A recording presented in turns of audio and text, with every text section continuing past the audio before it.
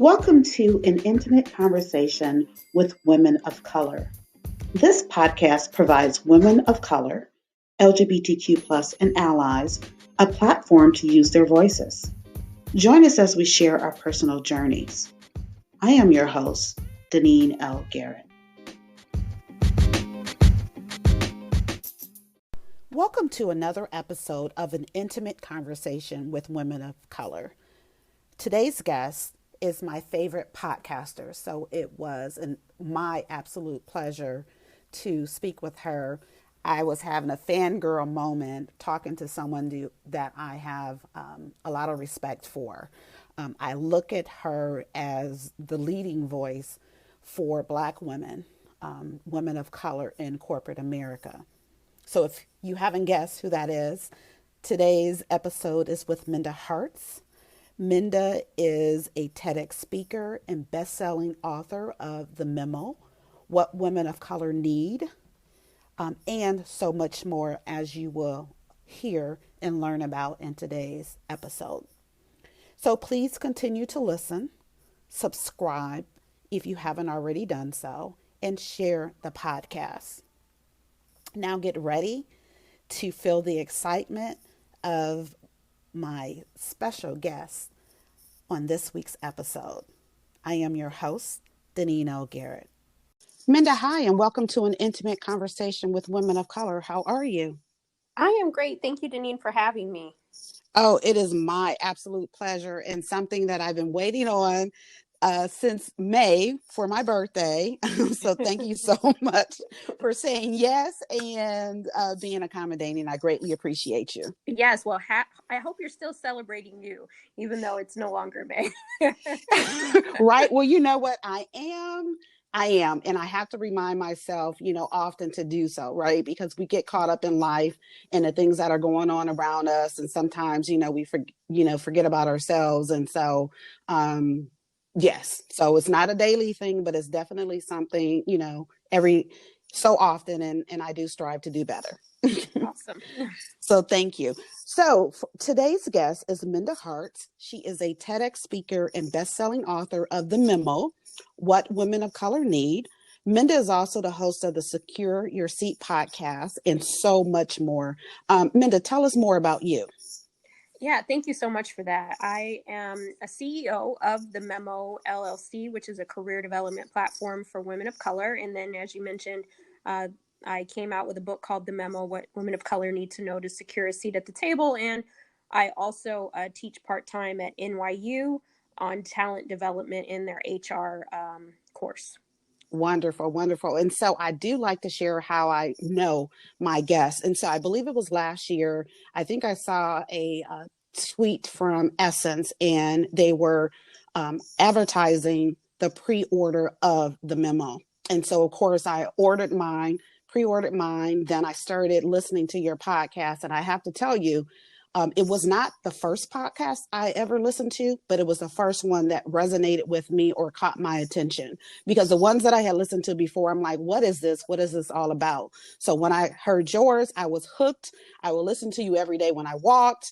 You are my favorite podcaster. So that's another reason why I am so excited about today's conversation. And through you, I was introduced to my other two favorites, Simone Morris, who was a guest about a month or so ago, and then Stephen A. Hart. So thank you for all the people that, you have introduced the world to. And another thing that I have to say is, when I think of you, I definitely think of you as the voice for Black and brown women in corporate America. And so when I'm thinking, should I say something? Should I do something? I think, well, what would Minda do? For better or for worse. Right, exactly. I'm like, well, what would she do? She would say something. And I think about it, and I think about things that I've heard you say on a podcast, and how it's not just about what for ourselves, right? It's about for other people. Mm-hmm. And so I do hear that, and it resonates very strongly with me that we have to make room for other people, and our actions or inactions do impact those that come behind us. Well said. Yes, that's it. So again, for those who don't know you, have not read the memo, who have not seen you across social media, and who have not heard the podcast, would want to hear from you. Why is it important for Black women, for women of color, to have a platform to use their voices? Yep.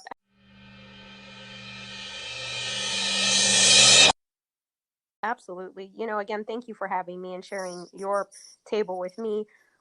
For me, it's really based off of what you said. I think for so long, many of us as, Black women, women of color, we've been having me. And it's basically just what you said. It's about us having a voice. I think for so long, corporate America or any other industries have said one size fits all for all women. And what we know to be true is that not all women experience the workplace the same, and especially if you're a Black woman or a woman of color or a woman that you feel you're on the margins, oftentimes you don't feel like anyone's looking at you. You feel invisible. You feel like you've silenced yourself at the expense of your own well-being, because you can't talk about race and all these other things, these rules that have been placed on us. And it's really heavy to show up and be your best self when you're confined to all these different things. And so I really started to interrogate what it means to be a woman in the workplace, but to be a Black woman in the workplace. And I know that it's different for us. And I wanted to open up that drawer, if you will, and say, let's talk about it. Let's let these companies know that we experience things differently, and we have to start to hold them accountable, because if we don't, then we're just going to keep perpetuating the cycle of trauma that many of us are experiencing inside the workplace from generation to generation. Yes, all of that well said. And you're right. We weren't seen often. We weren't heard. This year, though, since the murder of George Floyd, that's a little bit different. Mm-hmm. So it's a time for us to speak up. It's a time for us to use our voice. And we really have to capitalize on that while the momentum is now. And now is the time. If there was never a time, the time is now. Why we have somewhat of a captive audience, we really have to lean into our courage and have those conversations that need to be had. Absolutely. So you are using your voice in so many ways, right? So I talked about that in the introduction. You talked about it as well. Other than as an author, speaker, and podcaster, how else are you using your voice for women of color?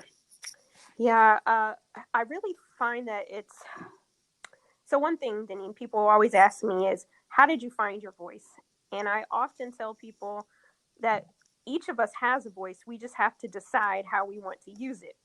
And I can use my voice, yes, and move the needle, but really what's awesome about all of this is that hopefully when people read the memo or heard the podcast, they were inspired to do something right in their workplace. And if the more of us are talking about it, right, and inspiring each other, then think about what all our collective voice sounds like, right? The collective voice sounds like is revolutionary. We're changing the way the workplace works for women that look like us. And so I try to, whenever I get an opportunity, I try to say the things that sometimes we've all been afraid to say, right? Because if we don't talk about those things, then we can't get to the solutions. And so I have the privilege to be able to go into a lot of top companies and brands and have these hard conversations. And so I always think about what are the women who their voices are not heard right now. What is it that I need to say, even if I'm nervous to say it, because this is the shot, right? This is the opportunity, and if I don't do it, then nobody benefits from it, right? And that's kind of what I do. I don't just, to your point, I don't just think about me. I think about how do we make it better for all of us, and I use my voice even in my dollars, right? So what I purchase, what I buy, who I buy them from, those are other ways that we get to dictate what the future looks like for us, if that makes sense. Oh, it absolutely does. And also, again, this year, I've been very conscious about how I'm spending my dollars as well. There was a Facebook group, or actually several, that, I think it was, oh God, what day was that? July 7th, maybe? It was blackout. And that day you were to only, if you were spending money, you were only to spend money with Black owned businesses. So actually from Juneteenth on, I was very conscious and focused on spending my money that way. And before I hadn't really thought about it, Mm-hmm. right? But I really made a conscious effort to only spend my money that way. And I didn't go to Target. You know, I'm a big Target person, and Target didn't see me for a while, you know, and I sat up, you know, on my couch and I'm ordering from these different businesses. And I really appreciated doing that. And then the awareness to know that there are so many entrepreneurs, there are so many Black owned businesses, and there's definitely ways for us to support one another.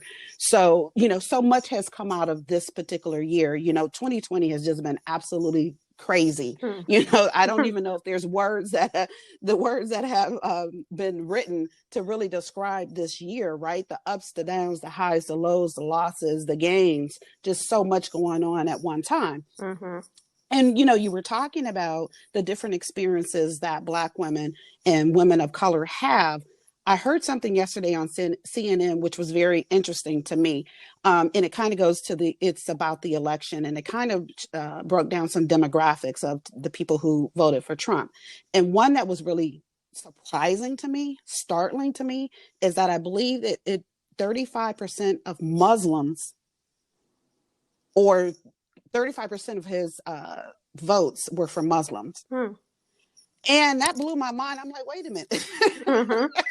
Yep. Okay, this does not track at all. But in, you know, as the person was talking, he was just talking about the different experiences that, you know, immigrants have, you know, compared to our experience as Blacks. We were captive, we were brought over, we didn't have a choice. As immigrants, they choose to for certain reasons, and they're able to navigate the world differently than we are. Mm-hmm. There's so many different systems and things that are in place to keep us back. Right. Yeah, it's interesting, and I think a lot of that, to your point, like it's also the internalized things that we, you know, Mm, sometimes we there's this loyalty, right, that and people are loyal to a fault because they think that this country has given them an opportunity, which in many cases it has, and so that's their way of saying I'm one of you, right, but not always understanding what that does to the collective, and that's why I think having conversations like this is so important, because some of us have been just working with our head down, and we hadn't really looked up to see, oh, you know what, these things are happening, these are going on, and I can be part of the solution. And I think that it's the educational piece, right? You know, if 35% of those people who voted that way, maybe had they been exposed to something else, right, they may have realized that maybe this isn't in my best interest. Right. right. And then also, if they maybe had the education, as you said, to understand that, okay, you might be okay right now, Mm-hmm. but just wait. Yep. You know what I'm saying? Just wait. Or when they're done stepping on us, guess who they're coming to next? Right. And people don't necessarily realize that, because they're stuck in their box, their square, and only really often only thinking about themselves as opposed to other people, you know, and the whole situation with wearing the mask, which is something so simple to help, you know, to contain you know, a pandemic that has wreaked havoc. People don't want to do that because they've made it political. And you know, over 200,000 people, over 265,000 people have died from this. So it's real. And so for you not to wear a mask, like, really, what is that about?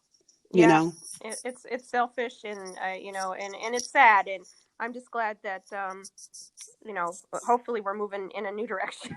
Yeah, right. Absolutely. And seeing some gains there. And yesterday, reading that Biden, his communications team is all women. Mm-hmm. That's remarkable. 3 are Black, 1 is Latina.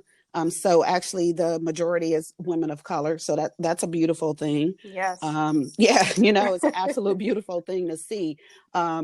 You know, and for us to have that stage, so that's wonderful. So you already talked about voiceless, right? About how you're using your voice, and how everyone does have a voice. There are still women who perceive themselves not to, right? They don't recognize the power of their voices.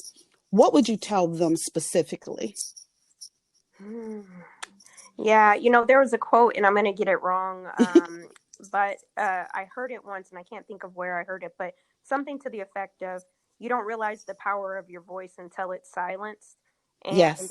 and I think that that's that's the rub, right? I don't think that sometimes as women, as Black women, we realize how important our voice is. But if we think about the women that came before us, it was their voice that we, and their courage, we are direct beneficiaries of that, right? So I'm sitting here talking to you, and on the left hand side of me is a picture of Shirley Chisholm, Mm. and on the right hand side of me is a photo of Harriet Tubman. And oftentimes I think about, what if they chose to remain silent, right? What if they chose to remain silent? Then none of us would have benefited from their courage, right? And so when I challenge women to think about, okay, maybe you're afraid, right? But let your curiosity be larger than your fear. Know that somebody's freedom is tied to your voice, right?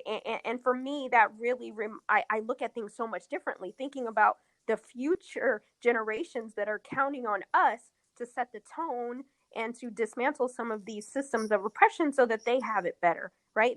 And we may not be able to benefit from that, but we know the work that we do, the voices, the things that we choose to speak on, the actions that we take, they'll benefit from a better workplace. And I think about those women and others that came before us. They chose that, right? And we get to choose that same thing, because it's, again, not about us. It's about making it better for the future us. Absolutely. That legacy that we're, leaving behind, thinking Mm-hmm. about that. And I like that you have those two women. They're very important to you, and they kind of drive how you move in the world. And Mm-hmm. I think that's something that we all can take away. Find at least one woman, one Black woman, one woman of color that resonates with you, that stands for what you stand for, and keep that at the forefront, and remember her, think about her, tap into her daily as you're moving through, to say, okay, let me draw on their strength. And the Black Girls Who Trek, or something like that. I think I have the name wrong, but there's a million Black women who've come together through Girl Trek. I think Oh, that's girl. it. Yes, Girl Trek. mm-hmm. And they had the 21-day Black History Boot Camp. They had it a couple different times. And I learned about women, Black women, and some Black men that I hadn't known about, and that I didn't necessarily know their story. And that was such a great learning, such as Audre Lorde, Mm-hmm. and and just some other people, and just prompted me to go and buy a book from Audre Lorde, to learn more, to really tap into them, because some of them, they probably wish that they didn't, that they could just sit back and enjoy life, but they didn't. Mm-hmm. They made a choice, and they made a choice to think about other people. And we have that choice. As you said, we have that choice: either just do you and be about you, or do you that benefits others. And I personally choose to do me that benefits others. And obviously you do, right? That's, you created an entire mission, your company around that. So speaking of that, I know that there was an incident that you had experienced at a company, and that prompted you to say, you know what, this is it, this is enough, I'm up out of here. And from there, you started writing the memo, or had already started the memo, and then it, moved into a book, moved into your podcast. Would you recommend other people that when they hit a ceiling, for them to go into entrepreneurship, or do they stay? Do we stay and we fight it out, or at what point do we make a decision to move on? Yeah, that's a great question. So for me, the reason really why I created the memo and wrote the book and have the podcast is because I want us to be able to stay, right? Mm-hmm. I want us to be able to find the tables that work for us, right? But I don't want us to try to make everything work, because I think Black women, we have like these advanced degrees in trying to make everything work, and and that's gonna kill us early. You know what I mean? So, PhD in. so I'm here to say, listen, sis, Right. I want, you've worked very hard, right? I don't want you to lean out, but maybe it's another table, right? Maybe it's the Mm-hmm. one across the street. And maybe it is creating your own, right? Like for me, I saw there was a need for this type of content. And so that allowed me to create um, the space for it. But not to say that I'd never go back to corporate America. That's always something that could happen too. But it's one of those things where we got to make it better for us, else we are going to want to leave, right? Yeah. And too many of us have spent money on schooling and certifications and put in the work, and the time, that we should be able to make that choice. It should not be a forced thing. And I think so many of us are hit our like, oh my God, I got to get out of here. And that shouldn't be we should have an option, right? And that's what I'm saying. We have options, and we have to hold companies accountable for not driving us all out to entrepreneurship, because we need Black women in every space of business. Absolutely. And they need us. Yeah, Right. They exactly. need us. And, and they wake up and they know it and they realize it, but they don't always want to say it out loud because they don't want to give us that power. Yeah. Right. They don't want to, let us know how valuable we are. But that's where we have to recognize it for ourselves and see it in one another and call it out, and I'm like, I see you, sis, you're doing good there, and we have to do that for one another. And that's part of something that you talk about a lot. And I love it when I see it. Holding space. You talk a lot about holding space for others. Talk to me more about what that means. Yeah, it's interesting because I'm also still grappling too with what it means to hold space. But what I will say is, allowing us to have the space to even talk about what's happened to us in our experiences, right? The good, the bad, the ugly. And I think, again, for so long, I think we've just kind of have that stoic, strong Black woman. We don't talk about some of the things that we're dealing with. And so, the work that I do is saying, hey, I see you. I know this hurts. I know you should have had that promotion 5 years ago and it hasn't happened. All of these things are real, but let's talk about what that healing looks like, and let's talk about where are the spaces that you can plant yourself so you can grow. And I think that's the part where we just, because we're like the doer of all things, we get stuff done, we make it work. We don't take the time to say, whoa, what is it that I want? What does success look like for me? And giving ourselves permission to explore and interrogate what that really looks like. And so that's what I mean by kind of this holding space, like saying, hey, let's hit the pause button for a second. What do you want for what does success mean to you? Not what mama said, not what daddy said, not what Forbes said, but what does it look like for you, right? Do you even want to be in the C-suite? Do you want to be an individual contributor? Like, you get to define what success looks like for you, but know that you also can't secure any seat if you're not right within, right? So let's hold that space and let's figure out what healthy a healthy career looks like.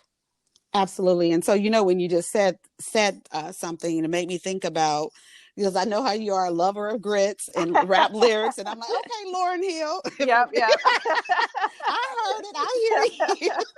I had to stop myself. I was gonna go there. I'm like, I won't go there. I will fight it. But yes, you heard it come through. But you know what? That's real life, though. That's real life. That's real talk.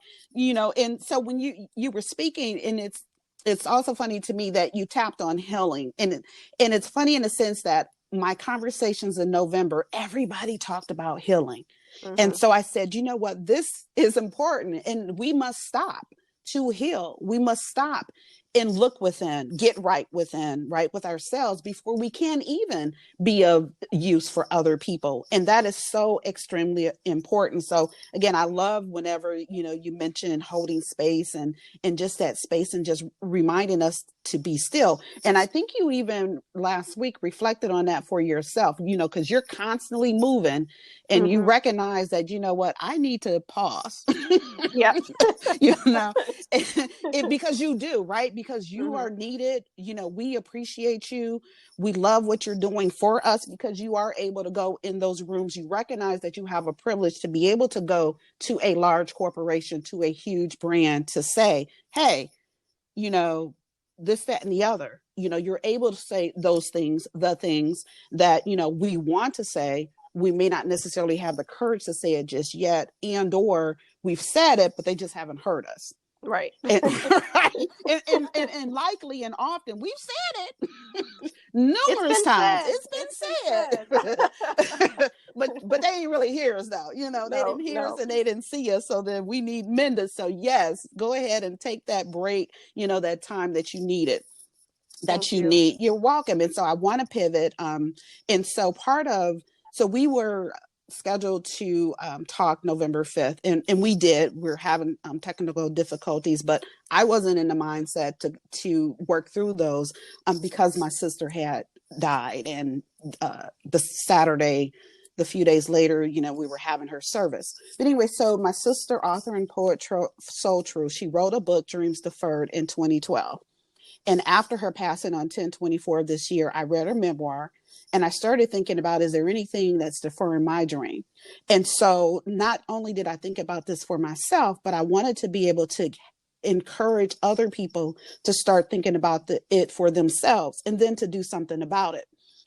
So has there been a time that you've had a dream deferred? And if yes, what have you done about it?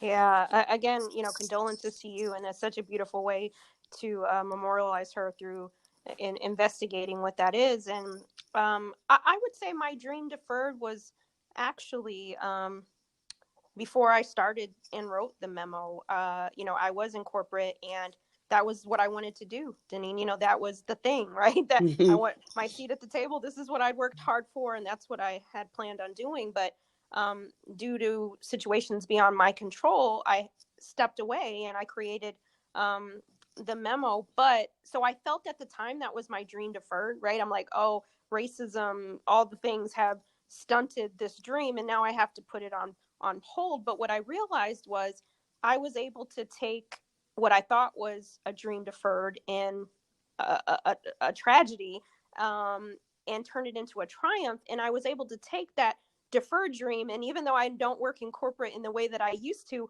I'm still working in corporate, right? Mm-hmm. So Yeah, you are. I was able to turn my dream into a new reality. And I think that sometimes when we're in the situation, we can't see the full picture.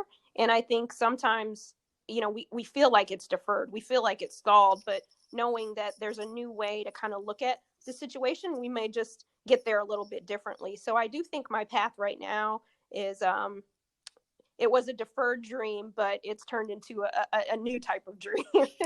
Yeah, and you know what? And honestly, it's turned into, I'm sure I'm correct in saying, it's a more impactful, Yeah, right? You're absolutely. having more impact on more people. I mean, millions, right?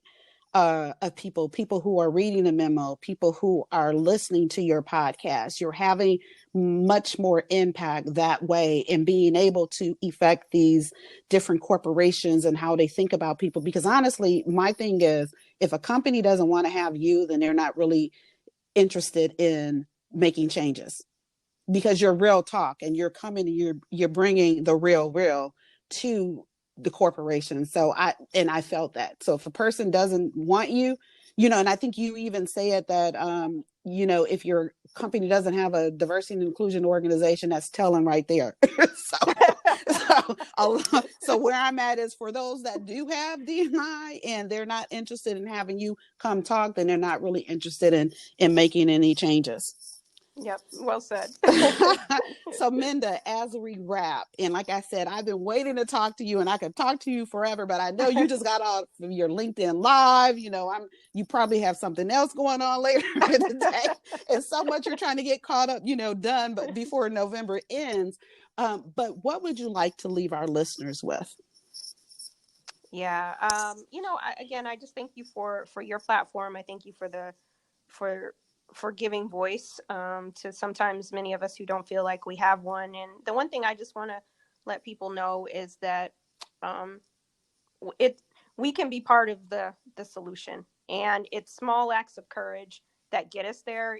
Oftentimes people, if they're just learning about me, they might say, oh, look at what Minda's doing right now, but know that it didn't happen overnight, right? It took small Yeah. acts of courage to get to this place, and there's still much more that I have to do, and courage that I have to lean into. So figure out what courage looks like for you, and approach it from that slice, right? So if it's having a conversation with your manager, right? If it's someone microaggressed you on a Zoom call, giving yourself permission to have that conversation with them in a way, if it bothers you enough, right? So as we finish out the year, as we go into the new year, think about what it looks like to be courageous, and how will your future self thank you for doing that, and not just your future self, but future generations. I love that. I absolutely do. Small acts of courage. Start somewhere, and make that difference for yourself and for others. Minda Harts, thank you so much for lending your voice on an intimate conversation with women of color. Enjoy the Thank rest of you. your day. You're welcome. Bye-bye. Bye.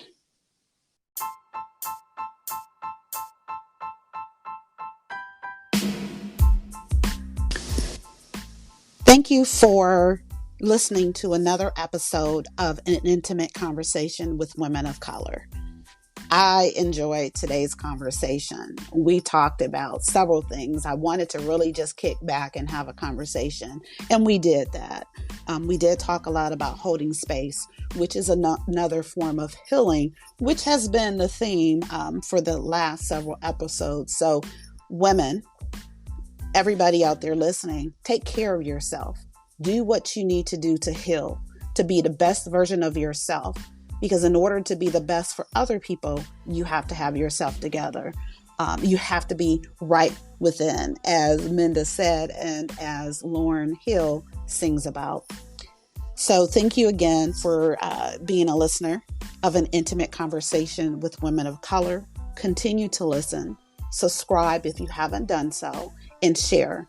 My vision is to elevate the voices of women of color, to impact us, to give us a platform. And in order to reach more and more women, that's where you come in. I need your help to make that happen. So thank you again, and enjoy the rest of your day.